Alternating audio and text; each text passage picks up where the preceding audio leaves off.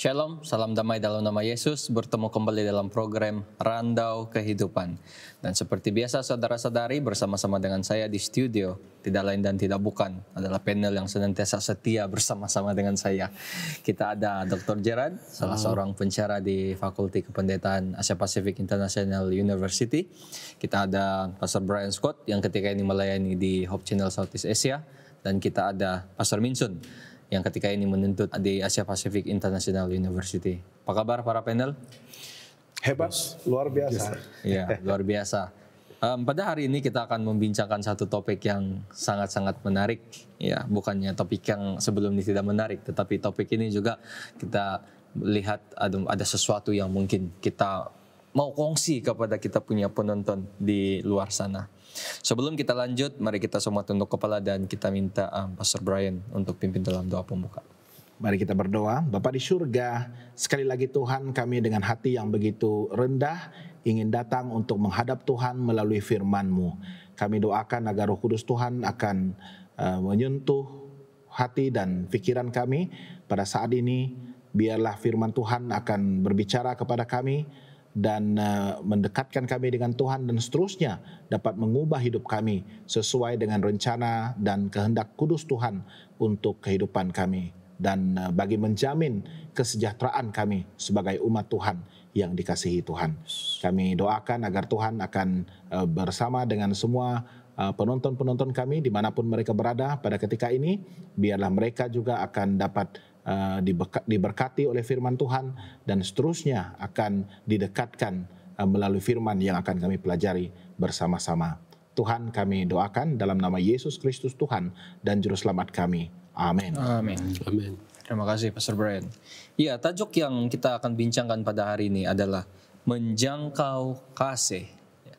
Dan ayat inti kita lihat dalam Yesaya pasal yang ke-58 ayat yang ke-10. Dikatakan bahwa apabila engkau menyerahkan kepada orang lapar apa yang kau inginkan sendiri dan memuaskan hati orang yang tertindas, maka terangmu akan terbit dalam gelap dan kegelapanmu akan menjadi rembang tengah hari.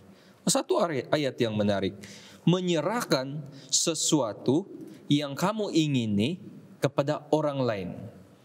Macam mana sebenarnya ayat ini membantu kita di dalam pertumbuhan kasih dalam spiritual life kita. Memberikan sesuatu yang kita memang mau, tapi kau bagi sama orang lain. Kau sudah inginkan sesuatu itu sudah lama, tetapi kau nampak orang lain memerlukannya, kau bagi dengan orang itu. Saudara-saudari, di dalam pelajaran ini juga mungkin kita akan menyentuh mengenai ada satu ayat di dalam Yesaya 55, bukan satu, ada 7 daripada chapter 55, daripada ayat yang pertama sehingga yang ke-7. Mana kalau saya tengok di Alkitab di sini, ia adalah seruan untuk turut serta dalam keselamatan yang dari Tuhan, keselamatan dari Tuhan. Kita lihat bahwa Yesus datang ke dunia mati bagi kita. Dan kita melihat dalam penebusan yang Yesus sudah lakukan di kayu salib, dia tidak membayar ataupun meminta bayaran daripada sesiapapun.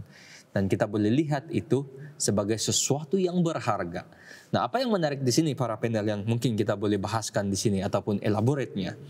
Membeli sesuatu secara percuma. Dia percuma, tetapi perlu dibeli. Kamu perlu membeli itu, tapi dia adalah percuma.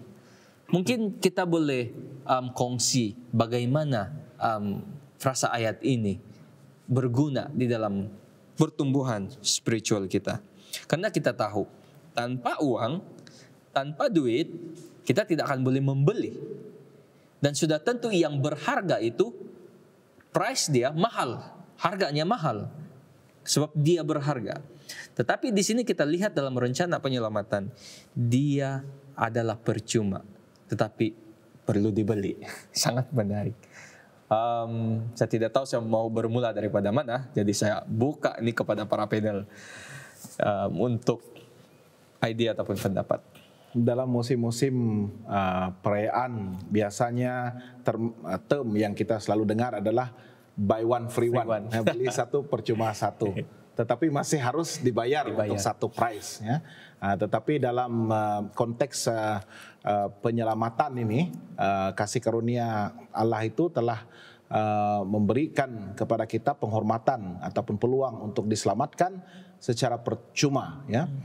Kalau dahulu kala apabila orang ada melakukan trade, ya, ada transaksi jual beli, kalau tidak mempunyai duit, mereka boleh menggunakan apa yang kita sebutkan sebagai barter system, ya, sistem barter.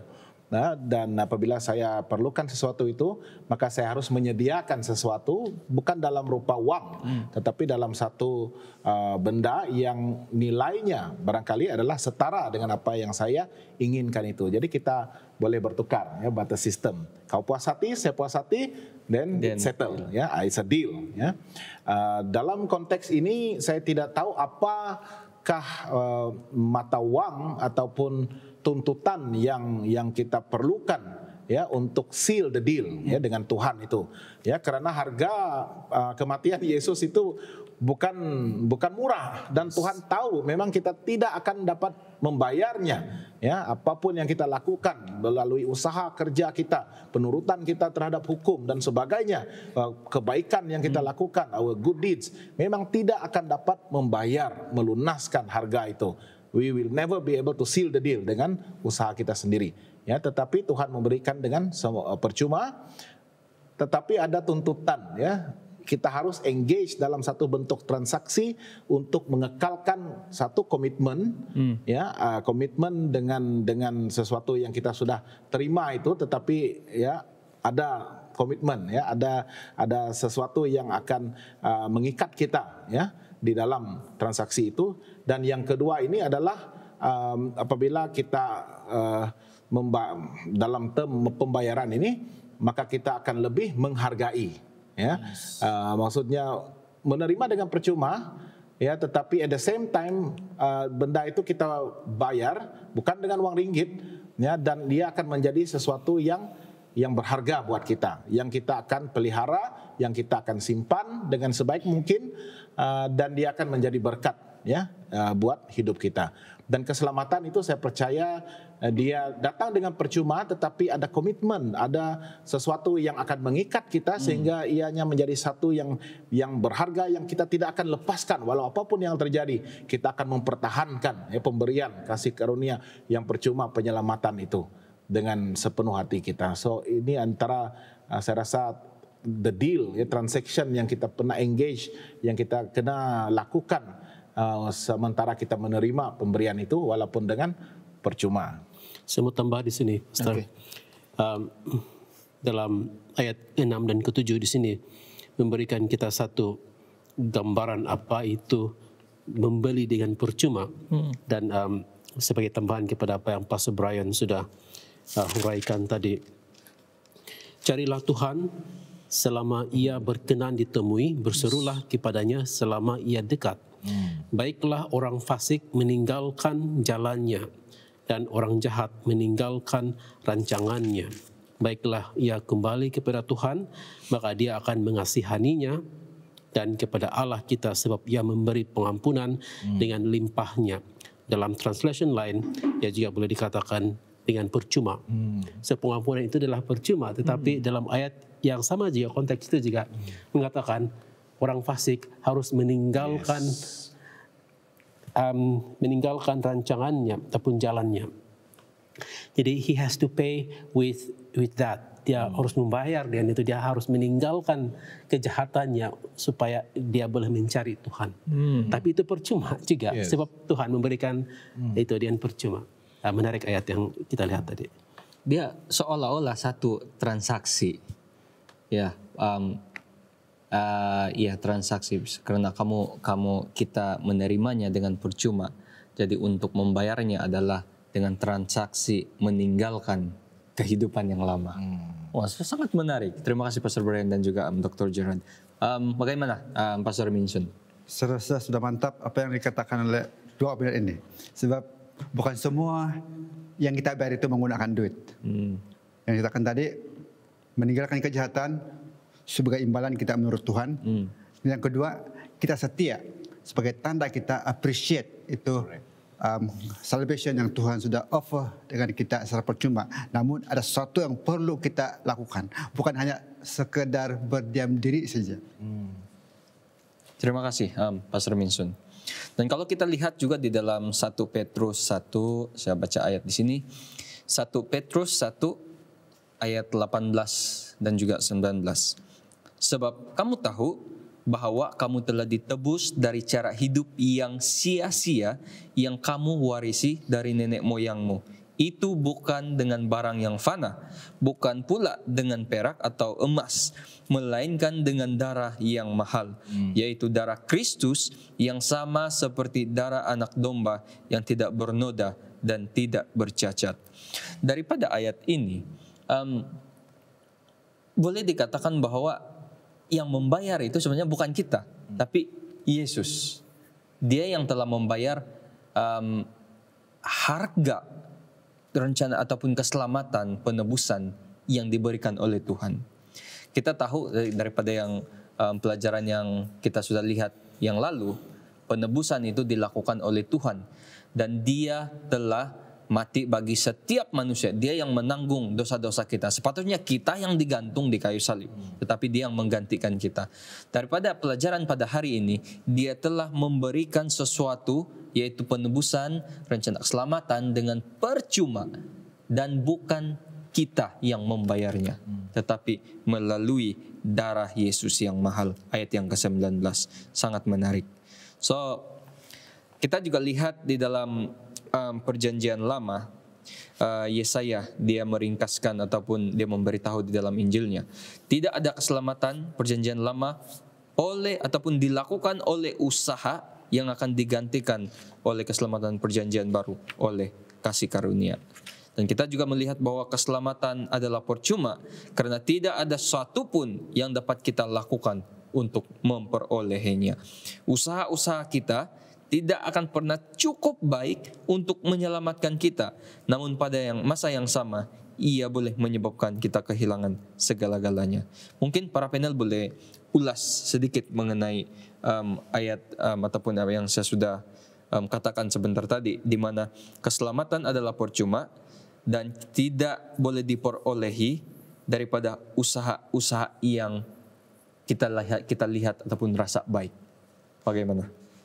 Harus diingat bahwa harga dosa ini dia tidak ada pilihan lain. Kita tidak boleh mau sewenang-wenangnya membayarnya dengan apa yang kita rasa setimpal dengan harga yang kita kena bayar itu. Seperti dalam barter system yang saya sebutkan tadi, barter trade.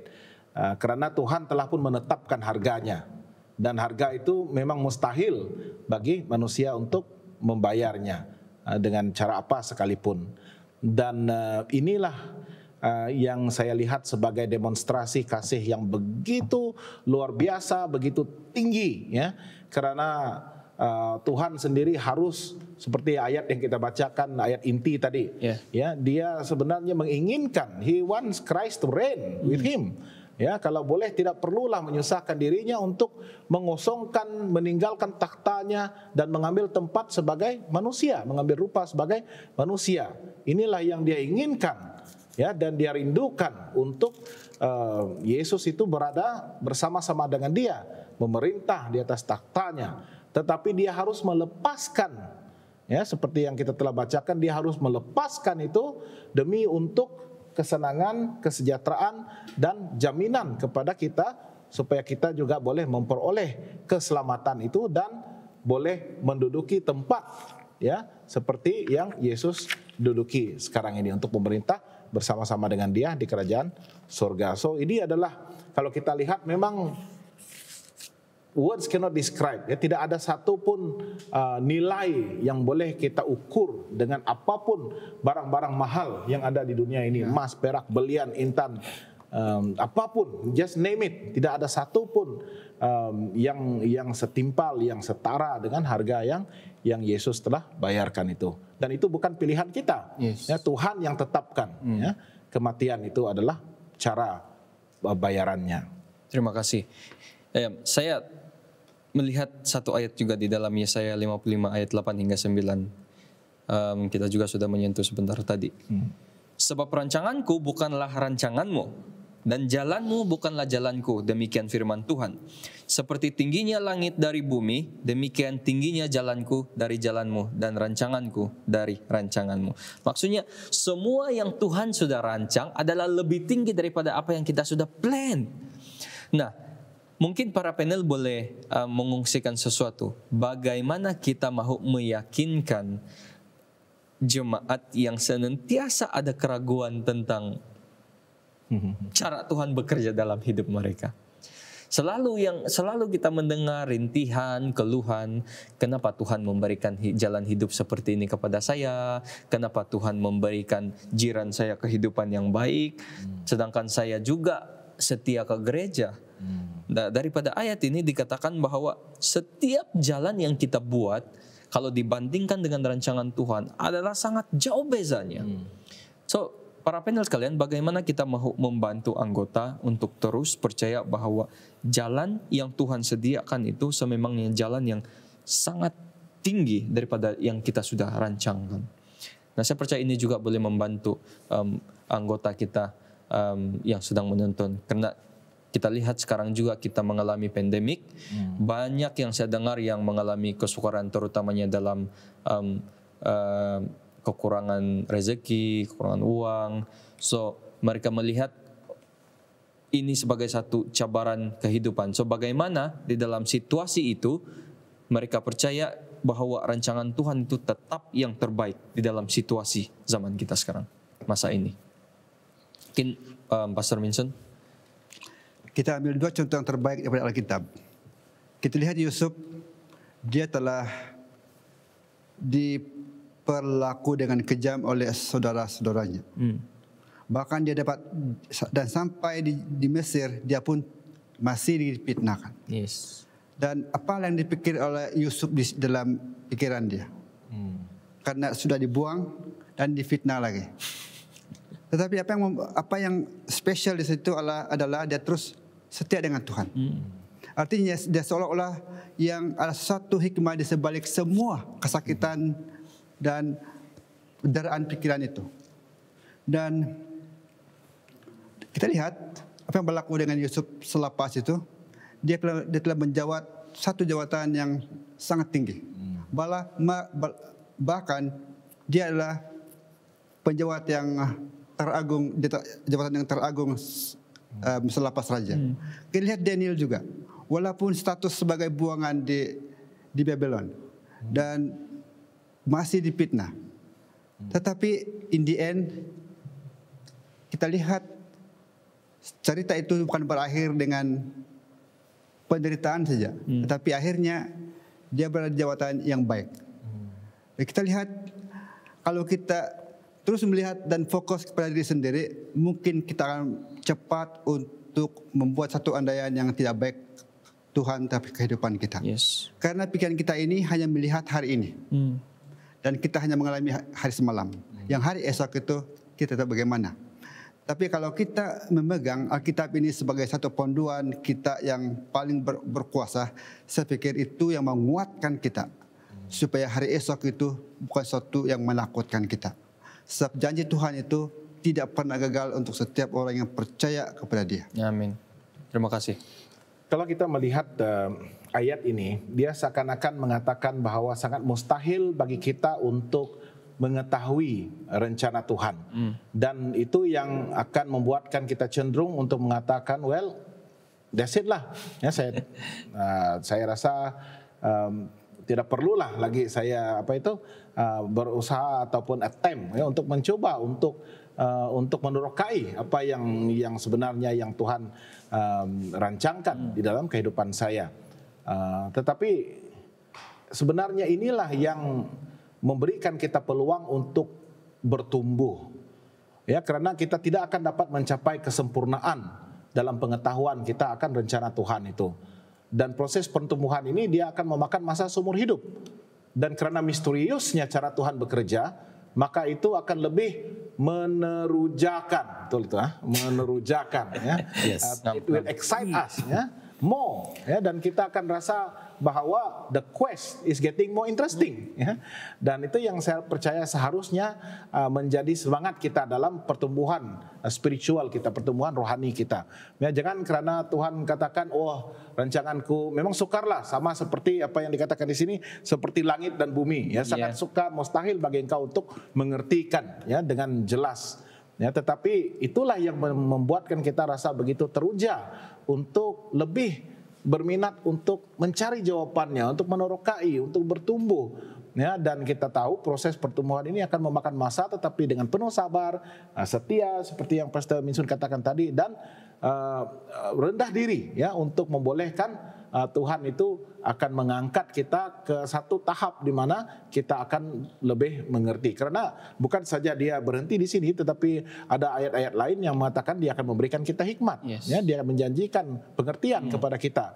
Kalau kita takut akan dia, kalau kita berserah sepenuhnya, bergantung sepenuhnya, dan jangan bersandar kepada pengertian dan pengetahuan kita sendiri. Dan dia katakan, aku akan meluruskan jalanmu, ya, sesuai dengan jalan yang dia telah tetapkan. Ya, so, teruskan bertumbuh. Jangan give up hanya karena Tuhan katakan you can never reach maturity. Ya, kamu tidak akan dapat memahami sepenuhnya. Saya mau tambah sedikit apa yang mereka sudah sebut tadi. Menarik, saya suka ayat ini sebenarnya, dan saya sangat-sangat suka ayat ini. Tetapi saya melihat daripada ayat 8 hingga ayat ke-11. Yes. Sebab itu dia punya satu unit ya di sana. Yeah. Kita melihat bahwa ayat 8 dan 9 itu dengan jelas menunjukkan kepada kita bahwa kita mempunyai alam yang kita punya alam. Tuhan mempunyai alam yang lain. Dia mempunyai fikiran yang lain. Jadi kita tidak memahami apa yang dia fikirkan di alam dia, sebab dia adalah Tuhan. Kita melihat dengan sempit, Tuhan melihat luas, dan dia boleh melihat daripada mula hingga ke akhir. Jadi itulah bagaimana Tuhan berfikir. Berbalik kepada soalan kamu, bagaimana untuk meyakinkan anggota gereja? Ada dua hal yang saya mau suggest di sini untuk consideration. Yang pertama, apabila kita tidak memahami Tuhan, di sanalah seperti Pastor Brian katakan, menguatkan iman kita. Di sinilah kita train, kita punya pegangan ataupun iman kepada Tuhan. Hal yang kedua, ayat 10 dan 11, saya suka ayat ini. Sebab seperti hujan dan salju turun dari langit dan tidak kembali ke situ, melainkan mengairi bumi, membuatnya subur dan menumbuhkan tumbuh-tumbuhan, memberikan benih kepada penabur dan roti kepada orang yang mau makan. Demikianlah firmanku yang keluar dari mulutku, ia tidak akan kembali kepadaku dengan sia-sia, tetapi ia akan melaksanakan apa yang ku kehendaki dan akan berhasil dalam apa yang kusuruhkan kepadanya. Itu adalah firman Tuhan. Dan dia katakan firman Tuhan itu turun seperti air hujan yang turun, dan dia tidak akan kembali selagi dia tidak memberi kesan kepada bumi. Dan di sini kita melihat ini actually dalam ayat chapter 55 ini dalam konteks keselamatan dan new creation sebenarnya di sini. Dan saya pikir consideration ini memberikan keyakinan kepada kita bahwa selagi firman Tuhan itu turun ataupun dia masuk ke dalam hati kita, dia tidak akan pergi dengan sia-sia. Dia pasti akan memberi kesan kepada seseorang. Terima kasih Dr. Gerard dan juga Pastor Brian dan juga Pastor Minsun untuk pendapat sebentar tadi. Sangat menarik, dan saya percaya itu membantu kita dalam situasi-situasi kesukaran yang kita alami pada masa ini. Di dalam Yesaya 58 ayat 3 sehingga yang ke-7, mungkin ini dia lebih kepada true fasting, dia bilang. Ini yang menarik juga nih, bagaimana true fasting ini memainkan peranan di dalam cara Tuhan bekerja dalam kehidupan kita. Saya baca di sini, Yesaya 58 ayat 3 hingga yang ke-7. Mengapa kami berpuasa dan engkau tidak memperhatikannya juga? Mengapa kami merendahkan diri dan engkau tidak mengindahkannya juga? Sesungguhnya pada hari puasamu engkau masih tetap mengurus urusanmu dan engkau mendesak-desak semua buruhmu. Sesungguhnya Kamu berpuasa sambil berbantah dan berkelahi serta memukul dengan tinju dengan tidak semena-mena. Dengan caramu berpuasa seperti sekarang ini, suaramu tidak akan didengar di tempat yang tinggi. Sungguh-sungguh inikah berpuasa yang ku kehendaki dan mengadakan hari merendahkan diri. Jika engkau menundukkan kepala seperti gala dan membentangkan kain karung dan abu sebagai lapik tidur, sungguh-sungguh itukah yang kau sebutkan berpuasa? Mengadakan hari yang berkenan kepada Tuhan, bukan berpuasa yang kukehendaki, ialah supaya engkau membuka belenggu-belenggu kelaliman dan melepaskan tali-tali kuk supaya engkau memerdekakan orang yang teraniaya dan mematahkan setiap kuk, supaya engkau memecah-mecahkan rotimu bagi orang yang lapar dan membawa ke rumahmu orang miskin yang tidak punya rumah.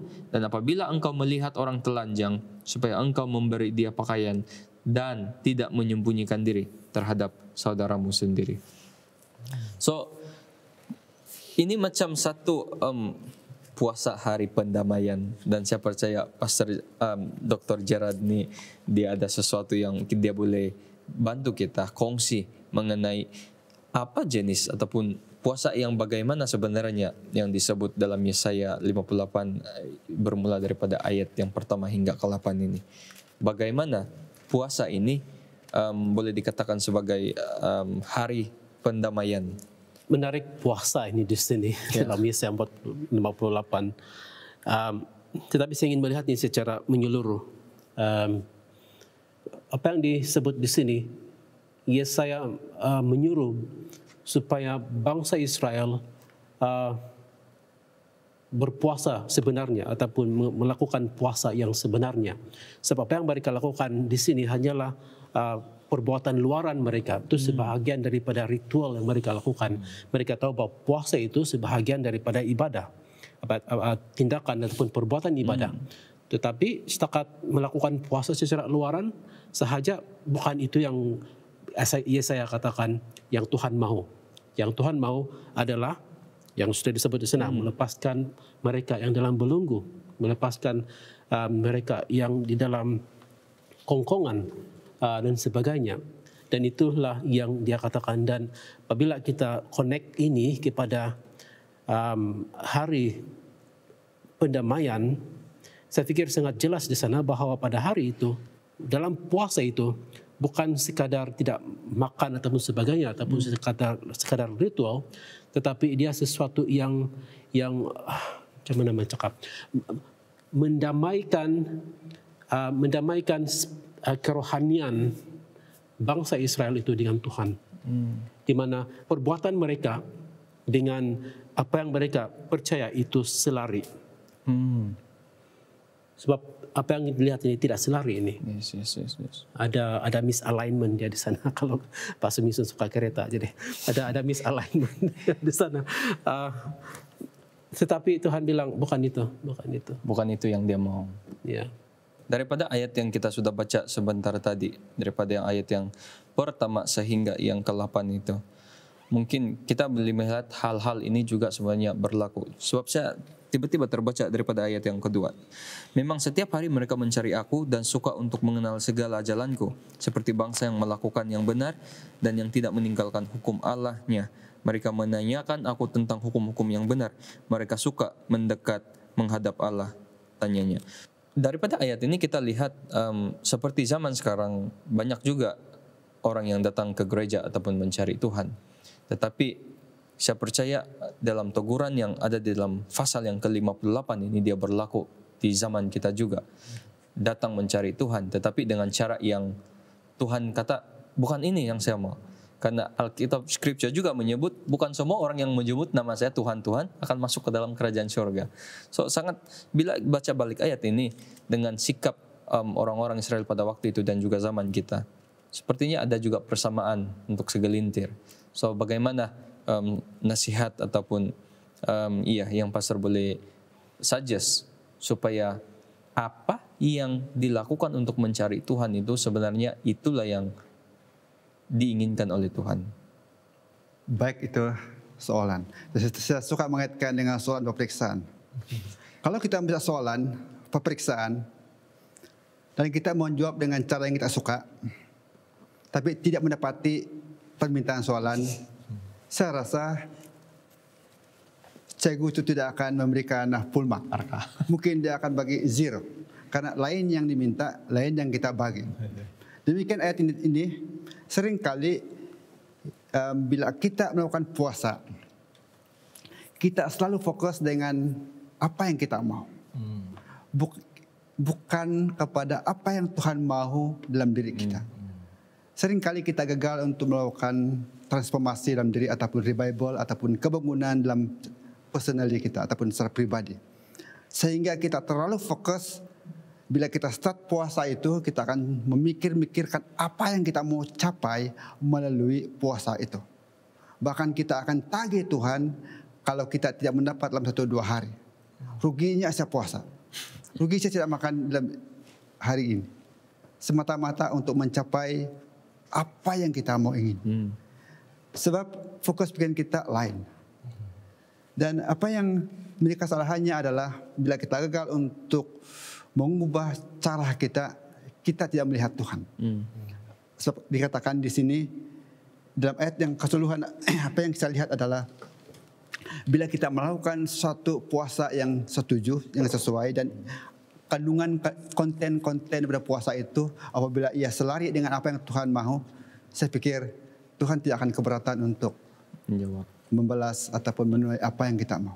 Terima kasih, Pastor Vincent. Ini sebenarnya sangat menarik sekali karena apabila kita pengalaman-pengalaman puasa yang saya lihat dan ikut juga ataupun organize dalam gereja-gereja yang saya gembalakan, ya. Biasanya pada waktu kita mengadakan puasa itu kita akan lebih menumpu kepada just to occupy the time, ya, untuk memenuhi masa itu kita akan membawa ke dalam doa, membaca firman-Nya, menyanyi. Dan that's how we try to end the day, ya. Begitu cara kita untuk meluangkan sepanjang hari puasa itu dan coba minimize kita punya tenaga, ya, supaya kita tidak terlampau penat. Ya. Dan di bulan Ramadan pun kita lihat, ya, bagaimana atau conserve energy itu adalah perkara penting, ya, supaya kita tidak terlampau drain out masa puasa itu. Tetapi berbeza dengan apa yang Tuhan perlihatkan ataupun nyatakan di sini, ya. Dan Yesaya ini saya suka karena dia bukan saja gospel Injil, tetapi dia adalah social gospel, dia adalah action gospel, ya, di mana dia Tuhan mahukan supaya umatnya bertindak, melakukan sesuatu, ya. Dan apa yang sering kali kita dengar ada berulang-ulang adalah untuk memerdekakan orang, memerdekakan orang, ya. A day of atonement, a day of jubilee, hari penyelamatan, hari pembebasan. Maksud merdeka ini adalah supaya kita tidak lagi merasa terbelenggu dengan apa? Dengan masalah dosa, dengan hawa nafsu kita, dengan rasa tinggi diri kita. Dan kita juga bebas daripada keperluan-keperluan yang mendesak, keperluan material kita, keperluan makanan, keperluan pakaian, keperluan tempat tinggal yang saya katakan dalam ayat yang ke-7 ini, supaya engkau memecah-mecah rotimu bagi orang-orang yang lapar. Mereka tidak dapat berpuasa seperti kita, tetapi kita ada lebihan makanan, ya, untuk kita berikan kepada mereka. Dan membawa orang miskin ke rumah yang tidak punya rumah. Apabila engkau melihat orang telanjang, berikan pakaian dan tidak menyembunyikan diri terhadap saudaramu sendiri. Jadi dia harus datang dengan satu tindakan kita untuk melayani, right? So seperti yang Pastor Minsun cakap tadi, kongsikan kita terlampau menumpu kepada diri kita sendiri, ibadah kita. Ya, sama ada perbuatan itu akan disahkan oleh Tuhan ataupun menerima pujian dan sebagainya. Itu yang mereka tunggu-tunggukan. Kenapa kami lakukan ini tapi engkau tidak affirm, ya, engkau tidak bagi kami grade. Rupa-rupanya salah jawab soalan. Bukan yang ditanya, lain yang diberikan, dituliskan. So saya rasa ini membuka kesadaran kita tentang puasa sendiri, ya. So apabila kita menganjurkan puasa, doa semalam suntuk pada masa-masa akan datang, pastikan ada part service di sana, ada part pelayanan, ya, supaya kita masih lagi dapat merasai pergumulan orang lain, ya. bukan sekadar kita hanya berada berkumpul di gereja dan berdoa, luangkan habis masa itu, cukup masa nanti matahari terbenam, mari kita makan. Tidak, it doesn't work that way. Terima kasih. Dr. Jared ada tambahan? Ada satu perkataan yang berulang dalam pikiran saya ketika membaca tadi, yaitu penyangkalan, penyangkalan diri. Dan saya pikir saya melihat itu daripada mula sampai akhir mengenai penyangkalan diri ini dalam berpuasa dan juga tentang hal hari Sabat itu. Dan kalau kamu menyangkal diri untuk melakukan kebaikan kepada orang lain, maka kamu akan mendapat berkat seperti ini, seperti yang dikatakan oleh Yesaya. Dan itu juga sebenarnya sebahagian daripada hari pendamaian, penyangkalan diri. Dan kenapa harus menyangkal diri? Sebab adalah Tuhan mau bentuk dalam diri seseorang itu pada hari itu. Dan mereka mungkin terlalu terfokus kepada diri sendiri. Kalau menyangkal diri sendiri mungkin beralih kepada mereka yang lebih memerlukan. Yes. Terima kasih. Amin untuk semua pendapat yang kita sudah dengar. Saya percaya ia membantu kita untuk mengenali setiap kelemahan yang ada dalam diri kita. Dan kita juga sudah mempelajari bagaimana keselamatan itu diberikan oleh Tuhan secara percuma, dan dia juga sudah membayarnya dengan darah yang mahal. Dan dia juga, ataupun Yesaya memberitahu kita bagaimana sebenarnya tuntutan untuk datang kepada Tuhan, yang mana dia memberikan ataupun memberitahu bagaimana cara mencari Tuhan dengan cara yang Tuhan mahu kita lakukan. Dan kita melihat juga teguran-teguran di dalam bab yang kita sudah lihat sebentar tadi, bab 50 yang ke-58. Sekali lagi terima kasih para panel. Saya sangat terangkat dengan pendapat-pendapat yang sudah dikongsikan sebentar tadi.